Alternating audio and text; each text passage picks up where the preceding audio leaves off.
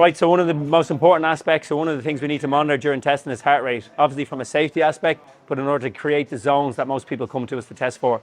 So a heart rate monitor can be fitted on the floor right beside the treadmill, or if you're more comfortable fit it in the changing room, that's absolutely no problem. If you're inexperienced fitting the heart rate monitor, depending on the gender, we can get an instructor or one of us to go in and fit the monitor with you.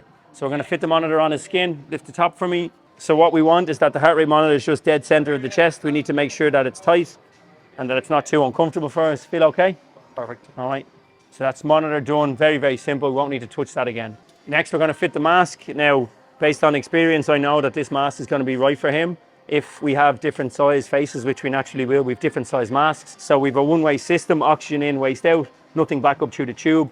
And we will highlight the fact that there will be a bit of heat generated in the mask, but you're completely safe. The valve will work constantly, and we'll have your oxygen supply or your oxygen parameters on the screen at all times, so we'll know if there's anything going wrong. So we will take a bit of time and care to make sure you're comfortable, but we will highlight the fact that it's not going to be the most comfortable thing in the world, because we need it to be tight to be accurate. And unless you're a fireman, you're not used to running with masks on. So we'll always get the client to hold the valve dead center of the face until we have it tight. We'll get it hooked up. I won't let them to release it till I'm happy with it. So we'll run a couple of tests on the mask to make sure both the valve in and the waste out, so to speak, work. So breath in, Keelan, breath out. Next time it sucks to your face, breathe in. Perfect. So we know that the mask is tight then.